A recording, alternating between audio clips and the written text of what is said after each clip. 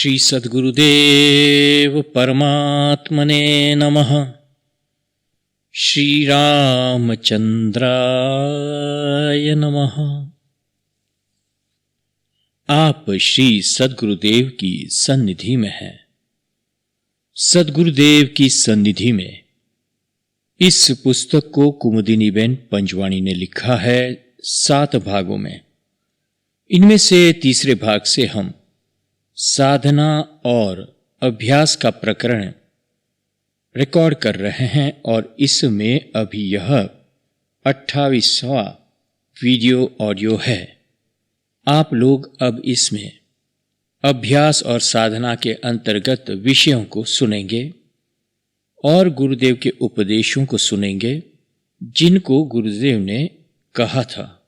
अब पुष्ट 474 पर 474 पर आप देखेंगे, वहां गुरुदेव ने विश्रांति निद्रा के बारे में साधकों को समझाया है। मनुष्य मात्र के लिए गुरुदेव कहते हैं निद्रा अनिवार्य है। रात्रि की विश्रांति ऐसी होनी चाहिए जिससे यथार्थ में दिन भर का परिश्रम दूर हो जावे और सुबह में थाक न रहे, बिल्कुल नूतन बल व उत्साह महसूस होवे। निद्रा में जिस प्रकार शरीर निचेष्ट होता है, उसी प्रकार मन भी अपने तरंगों में से मुक्त होकर विराम लेता है, तभी उत्तम विश्रांति मिल जाती है। ठीक से निद्रा न आती हो तो निद्रा के पहले कुछ देर के लिए खुली हवा में घूमने चले जाना, अथवा कमरे में हवा आती हो वहां कुछ शारीरिक व्यायाम करना, पीछे सो जाना। अच्छी निद्रा के लिए शारीरिक व मानसिक परिश्रम, उत्तम व अनुकूल आहार, अनुकूल शैया, शुद्ध हवा आती रहे वैसा स्थान, कमरे में बत्ती न होवे, अंधेरा होवे, निस्तब्धता होवे, निश्चिंतता भी होवे, मानसिक दृढ़ता होवे व नियम पूर्वक व नियमित समय पर सो जाना, ये बातें अच्छी स्वस्थ निद्रा के लिए अनुकूल व अनिवार्य है। गुरुदेव कहते हैं निद्रा से अनुक्रम से क्रमशः दर्शेंद्रिय, स्पर्शेंद्रिय, स्वादेंद्रिय, घ्राणेंद्रिय, श्रवणेंद्रिय निद्रित होती है। पर मन तो बहुत देर तक निद्रित नहीं होता है। नींद में मन तो अपना कार्य करता रहता है, इसलिए जब तक मन क्रिया रहित नहीं होता है तब तक निद्रा का हेतु ठीक से सिद्ध नहीं होता है। अर्थात निद्रा से विश्रांति नहीं मिलती है, थकावट दूर नहीं होती है। मन जागता होवे और शरीर निद्राधीन होवे तब विश्रांति मिलती नहीं। इसलिए शरीर के पहले मन को निद्राधीन करना चाहिए। सोने के पहले मन को निश्चिंत व एकाग्र करने की आवश्यकता है। निश्चिंत मनुष्य शीघ्र ही निद्राधीन हो जाते हैं। यहां हम सबको गुरुदेव की इतनी प्यारी बातें, इतनी समझदारी की बातों को बड़े ध्यान से हमारे हृदय में दृढ़ करना होगा और मन में ऐसे निश्चय भी करने होंगे, क्योंकि आजकल ये आमतौर पर देखा गया है कि निद्रा से पहले मन को निश्चिंत नहीं बल्कि एकदम से बहुत ही गड़बड़ी वाला, यानी कि बहुत ही अन्य विषयों में ऐसे ऐसे कार्य और ऐसी ऐसी बातें सुनते देखते रहते हैं हम।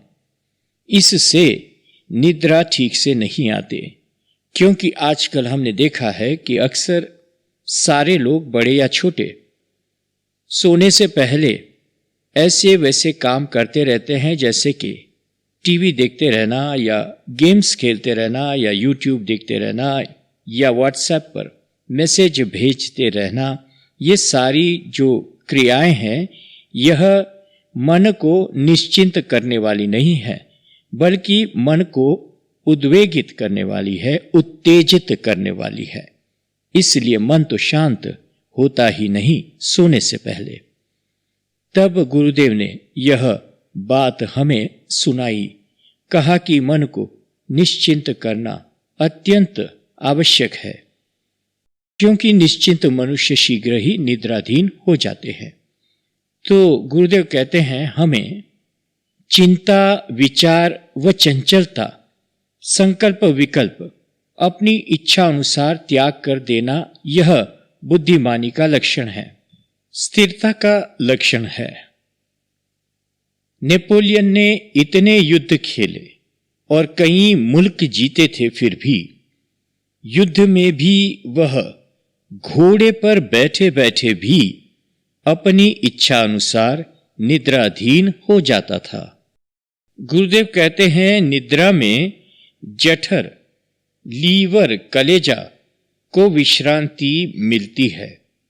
इसलिए रात्रि को भारी गरिष्ठ पदार्थों का भोजन करना नहीं चाहिए, क्योंकि रात्रि में गरिष्ठ भोजन ठीक से पचता नहीं है। अगर गरिष्ठ भोजन किया हो तब घूमने को चले जाना, पश्चात सोना। निद्रा में मस्तक प्रदेश में लोही की मात्रा कम हो जाती है। इससे तमाकू, चाह, कॉफी जैसे पदार्थ सोने के पहले नहीं लेने चाहिए, क्योंकि उसी से मस्तक में लोही का प्रमाण बढ़ जाता है और परिणाम में निद्रा ठीक से नहीं आती है। सोने के पहले मुंह, आंख, कान, गर्दन, पैर, हाथ इत्यादि अवयवों को ठंडा शीतल जल से धो लेना चाहिए। अगर मस्तक पर भी ठंडा जल डाल दो तो भी हरकत नहीं, अच्छा रहेगा। शीतलता से लोही की गति मंद हो जाने से शांत स्वस्थ निद्रा आ जाती है। मध्य रात्रि के पहले की 1 घंटे की निद्रा पिछले 2 कलाक के निद्रा के बराबर होती है। हम तो अक्सर मध्य रात्रि तक तो जागते रहते हैं, सोते भी नहीं, तो हमारी तरफ ही इशारा है। तो गुरुदेव कहते हैं मध्य रात्रि के पहले की 1 घंटे की निद्रा पिछले 2 कलाक के निद्रा के बराबर होती है। इतनी स्वस्थ निद्रा होती है। इसलिए मध्य रात्रि के पहले स्वस्थ निद्रा लेकर 3-4 बजे उठ ही जाना चाहिए। स्वप्न दोष इत्यादि मध्य रात्रि के पश्चात रात्रि में ही होता है। रात्रि के प्रथम पहर में सो जाना अच्छा है। सदाचारी व साधकों को चाहिए कि रात्रि को 9 बजे सो जावे और 3 से 5 के बीच में शैया त्याग कर ही देना चाहिए। साधु को कम से कम 1.5 घंटा और ज्यादा से ज्यादा 2.5 घंटा सोना चाहिए। गृहस्थों को कम से कम 5 और ज्यादा से ज्यादा 6 घंटा सोना चाहिए। प्रगाढ़ शांत निद्रा ही अच्छी निद्रा है। निद्रा के प्रथम 2 कलाक में ही प्रगाढ़ निद्रा आ जाती है, तब स्वप्न नहीं आते हैं। निद्रा के मध्य भाग में आए हुए स्वप्न याद रहते नहीं हैं, परंतु निद्रा से जागृत होने के पहले जो स्वप्न आते हैं वह याद रह सकता है। प्रायः जागृत अवस्था में जो चिंतन, मनन, विकल्प किए होते हैं उसी विषय के संबंध में स्वप्न आता है। कभी कभी तो बड़े ही विचित्र स्वप्न भी आ जाते हैं। यहां पर मैं आप लोगों को सभी को इसके पहले साधन और अभ्यास में गुरुदेव ने सोने से पहले अपने स्वतः के प्रति, अपने लिए ही, अपने मन के लिए, अपनी पर्सनालिटी के लिए, अपने जीवन के स्वस्थ होने के लिए और हमारे मन को दृढ़ बनाने के लिए किन प्रार्थना को करना चाहिए कि जो अवचेतन मन के द्वारा हमको सात्विक, शुद्ध, दृढ़, निर्भीक, प्रसन्न, शांत, स्वस्थ बना दे। इस तरह की प्रार्थना और अपने में सद्गुण धारण करने की शक्ति प्रदान कर दे, ऐसी प्रार्थना इसके पहले सुनाई थी। तो एक बार सुन लीजिए, वो प्रार्थना आप लोगों ने पहले नोट भी की होगी। तो देखिए, उसमें गुरुदेव ने कहा था कि अपने इष्ट देव की प्रतिमा या चित्र जी अपने समक्ष रखकर या तो फिर अपने मन में उनका ध्यान धरकर शांत चित्त से यह प्रार्थना करनी है और भावनापूर्ण प्रार्थना करनी है। इनको सभी का भाव हमारे मन में जागृत हो जो हम कहते हैं इस प्रार्थना में, तो ऐसे भाव उत्पन्न कर भावुकता से यह प्रार्थना करनी है, इष्ट को अपने हृदय में धारण कर। तो यह प्रार्थना इस प्रकार है, आप लोग सुनिए। मैं निर्भीक हूं, अभय हूं, साहस, धैर्य और शौर्य से युक्त हूं। मैं स्वस्थ, आनंदपूर्ण, विजयी व शांत प्रसन्न हूं। मैं अक्रोध, प्रेम, पुरुषार्थ, करुणा, क्षमा आदि धारण किए हुए हूं। इस तरह की प्रार्थना रात को सोने से पहले 10 मिनट करने की कही है गुरुदेव ने, और सो जाना है। तब गुरुदेव ने कहा कि केवल 6 महीने में आप देखेंगे कि यह जो प्रार्थित गुण है, यह सब सारे आप में अवतरित हो जाएंगे। आप में ये धारण करने की शक्ति भी बन आएगी और वो अपने आप आपको ऐसा बना देंगे। तो यह प्रार्थना आप ध्यान में रखना। इस तरह का प्रसंग आ गया, इसलिए हमने आपको यह याद दिला दिया। फिर आगे गुरुदेव कहते हैं, अहंकार है या स्वमान, यह 478 पृष्ठ पर है। गुरुदेव ने कहा, अहंकार है या स्वमान, इसका भेद मालूम करने का सामर्थ्य जीवन में होता नहीं। समाज में और जीवन में इसलिए राग, द्वेष, वैर, झगड़ा और हिंसक तमोगुणी वृत्तियां ज्यादा रहती है।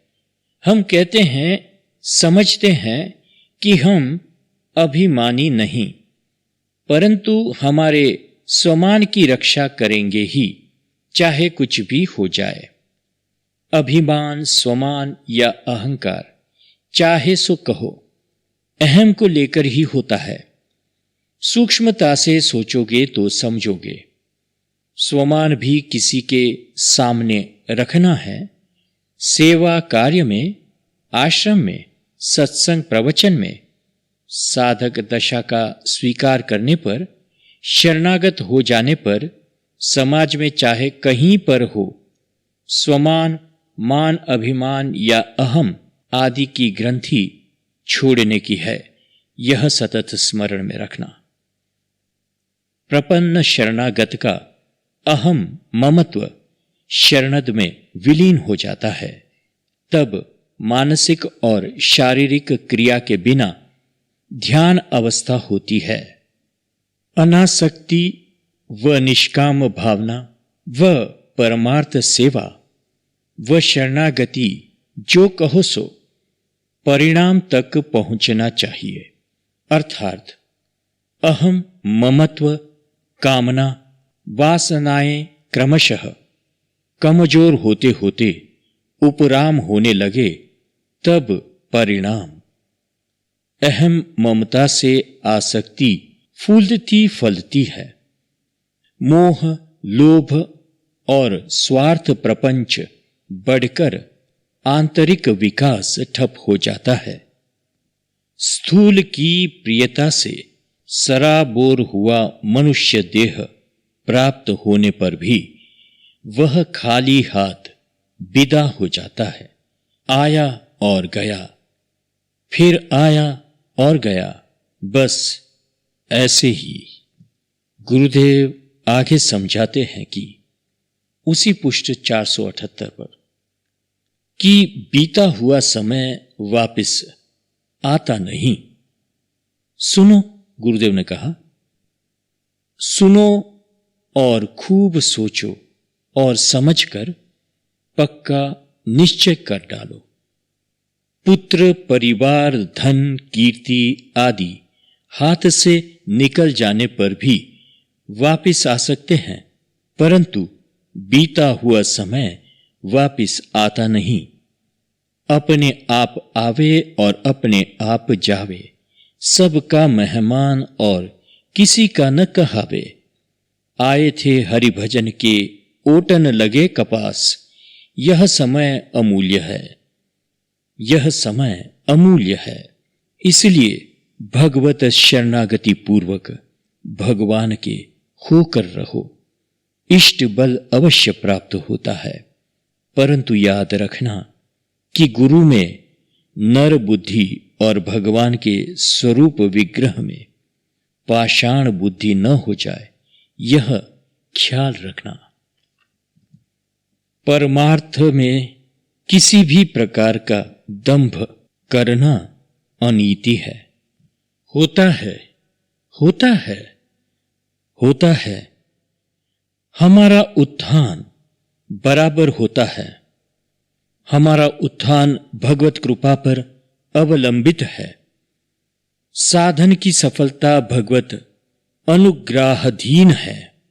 भगवत कृपा पर अवलंबित है। राम राम रटते रहो, जब लग घट में प्राण। कबहुक दीन दयाल को भनक पड़ेगी कान। श्री राम नाम तरण तारण है। कली नाम कल्पतरु राम को विनय में कहा है। जीव को विपत्ति कब तक? जब भगवत स्मरण नहीं तब तक। जब तक भगवत शरणागत नहीं तब तक विपत्ति ही विपत्ति है। भगवत शरणागति प्राप्त होने बाद कोई विपत्ति कदापि नहीं। सब झंझट छोड़कर नाम जापो तो ईश्वर कृपा से जरूर उदय हो जाता है। चाहे कितनी भी प्रतिकूलता होने पर भी व्यथित नहीं होना चाहिए।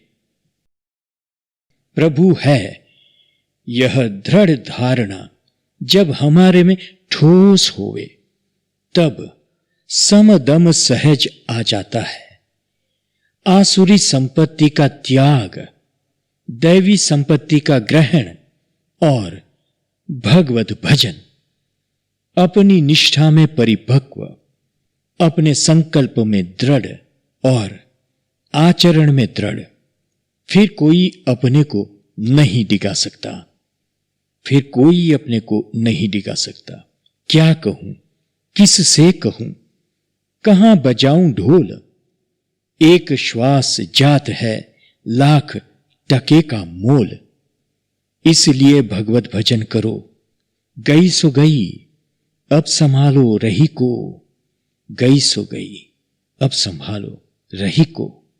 अभी आपने कुछ छोटे छोटे उपदेश पर बड़े ही काम के, बड़े ही दाम के गुरुदेव ने हमें इतने महत्वपूर्ण उपदेश से द्वारा हमारे जीवन को किस तरह से समर्थ बनाना, किस तरह से सुखी बनाना, किस तरह से भगवत प्राप्ति के लिए यथार्थ मार्ग पर चढ़ाना, तो उसके लिए जो चीजें आवश्यक है, जैसे कि विश्रांति निद्रा जो हमें आलसी नहीं बनाती, जो हमें दुस्वप्न नहीं दिखाती, जो हमें भय से मुक्त करती है, जो हमें शांति प्रदान करती है और जो हमें सत्व प्रदान करती है, हमारे जीवन में लय लेकर आती है,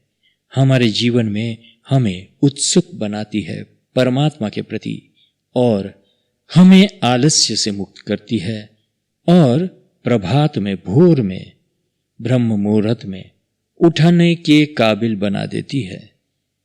और दूसरी बात यह कही, अहम स्वमान और मान अभिमान की ग्रंथि को छोड़ने की है और शरणागत प्रपन्न बनना है। यह बातें हमें समझाई। फिर कहा, बीता हुआ समय वापस नहीं आता, तो सब झंझट छोड़कर नाम जपो ईश्वर का, क्योंकि अब जो गई सो गई, भूल जाओ, अब संभल जाओ। यह बात गुरुदेव ने समझाई। इतनी सारी अच्छी अच्छी बातें मधुर तरह से हमारे जीवन में उतर जाए, इस तरह से समझाई। तो इसे आप बार बार सुनिए और फिर अपने जीवन को बदल डालिए। श्री सद्गुरुदेव परमात्मने नमः। श्री रामचंद्राय नमः। हरि ओम तत्सत। हरि ओम तत्सत। हरि ओम तत्सत। ओम शांति शांति शांति।